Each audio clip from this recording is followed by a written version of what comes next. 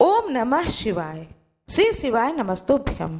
आज मैं आप लोगों को श्रावण मास महात्म्य अध्याय 22 सुनाने जा रही हूँ। इस अध्याय में श्रावण मास में किए जाने वाले संकट हरण व्रत का विधान बताने जा रही हूँ। ईश्वर बोले, हे मुनि श्रेष्ठ, श्रावण मास में कृष्ण पक्ष की चतुर्थी तिथि के दिन सभी वांछित फल प्रदान करने वाला संकट हरण नामक व्रत करना चाहिए। सनत कुमार बोले, किस विधि से यह व्रत किया जाता है? इस व्रत में क्या करना चाहिए? किस देवता का पूजन करना चाहिए और इसका उद्यापन कब करना चाहिए? उसके विषय में मुझे विस्तार पूर्वक बताएं। ईश्वर कहते हैं, चतुर्थी के दिन प्रातः काल उठकर दंत धावन करके इस संकट हरण नामक शुभ व्रत को करने के लिए संकल्प ग्रहण करना चाहिए। हे देवेश, आज मैं चंद्रमा के उदय होने तक निराहार रहूंगा और रात में आपकी पूजा करके भोजन करूंगा और आप मेरा उद्धार करें, संकटों से मेरा उद्धार करें। हे ब्रह्मपुत्र, इस प्रकार संकल्प करके शुभ काले तिलों से युक्त जल से स्नान करके समस्त आह्तिकृत करते हुए गणपति जी की पूजा करनी चाहिए। बुद्धिमान व्यक्ति को चाहिए कि 3 मासे अथवा उसके आधे परिणाम अथवा 1 मासे सुवर्ण से अथवा अपनी शक्ति के अनुसार सुवर्ण की प्रतिमा बनाएं। सुवर्ण के अभाव में चांदी अथवा तांबे की ही प्रतिमा सुखपूर्वक बनाएं। यदि निर्धन हो तो वह मिट्टी की शुभ प्रतिमा बना ले, किंतु इसमें वित्त साठ्य न करें, क्योंकि ऐसा करने पर कार्य जो है वह नष्ट हो जाता है। रम्य अष्टदल कमल पर जल से पूर्ण तथा वस्त्र युक्त कलश स्थापित करें। उसके ऊपर पूर्ण पात्र रखकर उसमें वैदिक तथा तांत्रिक मंत्रों द्वारा 16 उपचारों से देवता की पूजा करें। हे विप्र, तिल युक्त 10 उत्तम मोदक बनाएं। उनमें से 5 मोदक भगवान गणपति को अर्पित करें और 5 मोदक ब्राह्मण को दान करें। भक्ति भाव से उस विप्र देवता की भांति पूजा करें और यथाशक्ति दक्षिणा दे करके यह प्रार्थना करें, हे विप्रवर, आपको नमस्कार है। हे विप्र, मैं आपको फल तथा दक्षिणा से युक्त 5 मोदक प्रदान करता हूँ। हे द्विज श्रेष्ठ, मेरी विपत्ति को दूर करने के लिए इसे ग्रहण कीजिए। हे विप्र रूप गणेश्वर, मेरे द्वारा जो भी न्यून अधिक अथवा द्रव्यहीन कृत्य किया गया हो वह सब पूर्णता को प्राप्त हो। इसके बाद स्वादिष्ट अन्न से ब्राह्मणों को प्रसन्नता पूर्वक भोजन कराएं। उसके बाद चंद्रमा को अर्घ्य प्रदान करें। उसका मंत्र प्रारंभ से सुनिए। हे क्षीर सागर से प्रादुर्भाव, हे सुधारूप, हे निशाकर, हे गणेश की प्रीति को बढ़ाने वाले, मेरे द्वारा दिए गए अर्घ्य को ग्रहण कीजिए। इस विधान के करने पर गणेश भगवान प्रसन्न होते हैं और वांछित फल प्रदान करते हैं। अतः इस व्रत को अवश्य ही करना चाहिए। इस व्रत का अनुष्ठान करने से विद्यार्थी विद्या प्राप्त करता है, धन चाहने वाला धन पा जाता है, पुत्र की अभिलाषा रखने वाला पुत्र प्राप्त करता है, मोक्ष चाहने वाला उत्तम गति प्राप्त करता है, कार्य की सिद्धि चाहने वाले का कार्य सिद्ध हो जाता है और रोगी को रोग से मुक्ति मिल जाती है। विपत्तियों में पड़े हुए व्याकुल चित्त वाले, चिंता से ग्रस्त मन वाले तथा जिन्हें अपने सुहृदय जनों का वियोग हो गया हो, उन मनुष्यों का दुख दूर हो जाता है। यह व्रत मनुष्यों के सभी कष्टों का निवारण करने वाला, उन्हें सभी अभीष्ट फल प्रदान करने वाला, पुत्र पौत्र आदि देने वाला, सभी प्रकार की संपत्ति प्रदान करने वाला है। हे सनत कुमार, अब मैं पूजन तथा जप के मंत्रों को आपसे कहता हूँ। प्रणव के पश्चात नमः शब्द लगाकर बाद में हेरंब, मद मोदित तथा संकटस्य निवारण इन शब्दों का चातुर्यंत जोड़कर पुनः अंत में स्वाहा प्रयुक्त करके इस 21 वर्ण वाले मंत्र ओम नमो हेरम्बाय मदमोदिताय संकटस्य निवारणाय स्वाहा को बोलना चाहिए। बुद्धिमान व्यक्ति को चाहिए कि इंद्र आदि लोकपालों की सभी दिशाओं में पूजन करें। अब मैं मोदकों की दूसरी विधि आपको बताती हूँ कि मूंग तथा तिलों से युक्त घी में पकाए गए तथा गरी के छोटे छोटे टुकड़ों से निर्मित मोदक भगवान गणेश जी को अर्पित करें। उसके बाद दुर्वा के अंकुर लेकर इन नाम पदों से पृथक पृथक गणेश जी की पूजा करें। उन नामों को आप मुझसे सुनिए।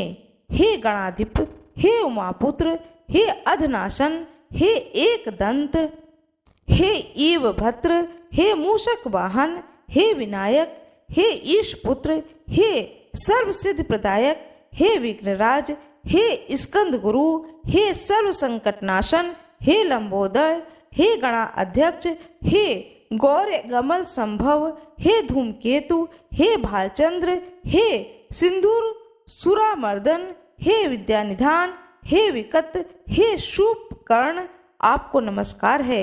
इस प्रकार इन 21 नामों से भगवान गणेश जी की पूजा करें। उसके बाद भक्ति से नम्न होकर के प्रसन्न बुद्धि से गणेश देवता से इस प्रकार प्रार्थना करें। हे विघ्नराज, आपको नमस्कार है।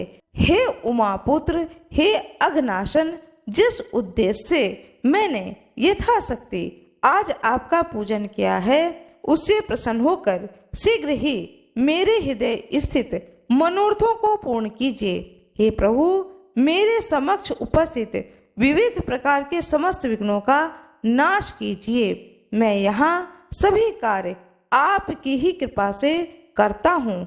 मेरे शत्रुओं की बुद्धि का नाश कीजिए तथा मित्रों की उन्नति कीजिए। इसके बाद 108 आहुति देकर होम करें। उसके बाद व्रत की संपूर्णता के लिए मोदकों का बायना लोगों को दें। उस समय यह कहें, भगवान गणेश जी की प्रसन्नता के लिए मैं 7 लड्डू तथा मोदकों का बायना फल सहित ब्राह्मणों को प्रदान करता हूँ। तदंतर हे सत्तम, पुण्यदानी कथा सुनकर इस मंत्र के द्वारा 5 बार प्रयत्न पूर्वक चंद्रमा को अर्घ प्रदान करें। वह मंत्र इस प्रकार से है। क्षीरोदर्पण संभूत अत्रि गोत्र समुद्भव ग्रहणाद्य मया दत्तम रोहिणीयाम सहित शशिन। क्षीर सागर से उत्पन्न तथा अग्निहोत्र में उत्पन्न हे चंद्र, रोहिणी सहित आप मेरे द्वारा प्रदत्त अर्घ को स्वीकार करें। उसके बाद अपने अपराध के लिए देवता से क्षमा प्रार्थना करें और अपने सामर्थ्य के अनुसार ब्राह्मणों को भोजन कराएं। ब्राह्मणों को जो अर्पित किया हो उसके अवशिष्ट भोजन को स्वयं ग्रहण करें। मौन होकर के 7 ग्रास ग्रहण करें। अशक्त हो तो इच्छा अनुसार भोजन करें। इस प्रकार 3 मास अथवा 4 मास तक विधान पूर्वक इस व्रत को करें। उसके बाद बुद्धिमान को चाहिए कि 5वें महीने में उद्यापन कर दें।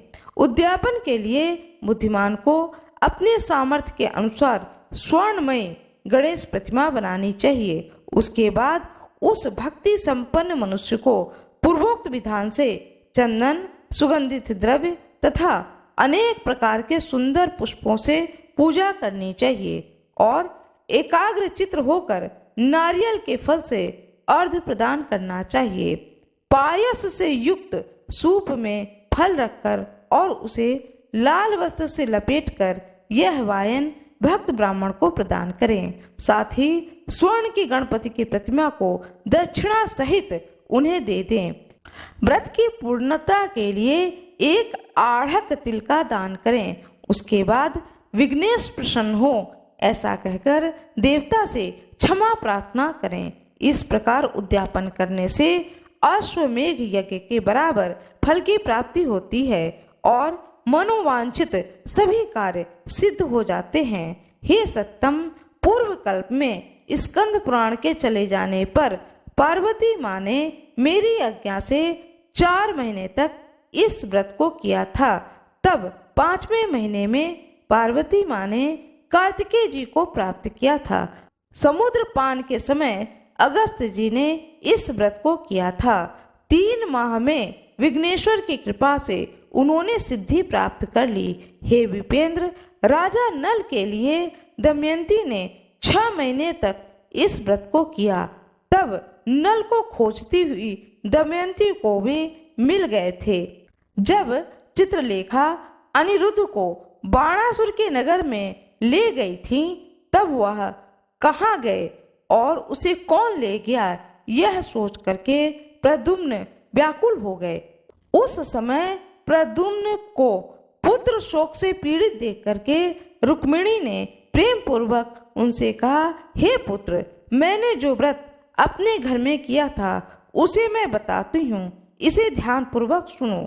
बहुत समय पहले जब राक्षस तुम्हें उठा ले गए थे, तब तुम्हारे वियोगजन दुख के कारण मेरा हृदय विदीर्ण हो गया था।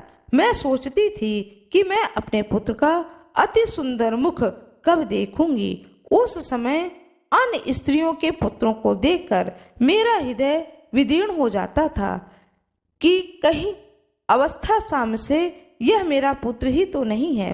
इसी चिंता में व्याकुल हो मेरे अनेक वर्ष व्यतीत हो गए। तब दैव योग से लोमस मुनि मेरे घर आ गए। उन्होंने सभी चिंताओं को दूर करने वाला संकष्टी चतुर्थी का व्रत मुझे विधि पूर्वक बताया और मैंने 4 महीने तक इसी किया। उसी के प्रभाव से तुम संबासुर के युद्ध में मारकर घर वापस आ गए। अतः हे पुत्र, इस व्रत की विधि को जानकर तुम भी इसे करो, जिससे तुम्हारा पुत्र का पता चल जाएगा। हे विप्र, प्रद्युम्न ने यह व्रत करके गणेश जी को प्रसन्न किया। तब नारद जी से उन्होंने सुना कि अनिरुद्ध बाणासुर के नगर में है। इसके बाद बाणासुर के नगर में जाकर उससे अत्यंत भीषण युद्ध करके और संग्राम में भगवान शिव सहित बाणासुर को जीतकर पुत्र वधु सहित अनिरुद्ध को प्रद्युम्न घर लाए थे। हे मुने, इसी प्रकार अन्य देवताओं तथा असुरों ने भी विघ्नेश की प्रसन्नता के लिए यह व्रत किया था। हे सनत कुमार, इस व्रत के समान सभी सिद्धियां देने वाला इस लोक में कोई भी व्रत, तप, दान और तीर्थ नहीं है। बहुत कहने से क्या लाभ, इसके तुल्य कार्य सिद्ध करने वाला दूसरा कोई भी नहीं है। अभक्त, नास्तिक तथा शठ को भी इस व्रत का उपदेश नहीं करना चाहिए, अपितु पुत्र, शिष्य, श्रद्धालु तथा सज्जन को इसका उपदेश करना चाहिए। हे विप्रेश, हे धर्मिष्ठ, तुम मेरे प्रिय हो तथा लोक उपकारक करने वाले हो, अतः मैंने तुम्हारे लिए इस व्रत का उपदेश किया। इस प्रकार स्कंद पुराण के अंतर्गत ईश्वर सनत कुमार संवाद में श्रावण मास महात्म्य में चतुर्थी व्रत कथन नामक 22वां अध्याय पूर्ण हुआ। जय श्री कृष्ण। भगवान शंकर की जय हो। श्री कृष्ण भगवान की जय हो। विघ्नहर्ता भगवान गणेश की जय हो। चंद्र देवता की जय हो। लोमस ऋषि की जय हो। सभी ऋषि मुनियों की जय हो। आशा करती हूँ कि आप लोगों को यह कथा बहुत ही अच्छी लगी होगी। कृपया वीडियो को लाइक करिएगा, चैनल को सब्सक्राइब करिएगा, बेल आइकन दबाना ना भूलिएगा। आप लोगों का बहुत बहुत धन्यवाद।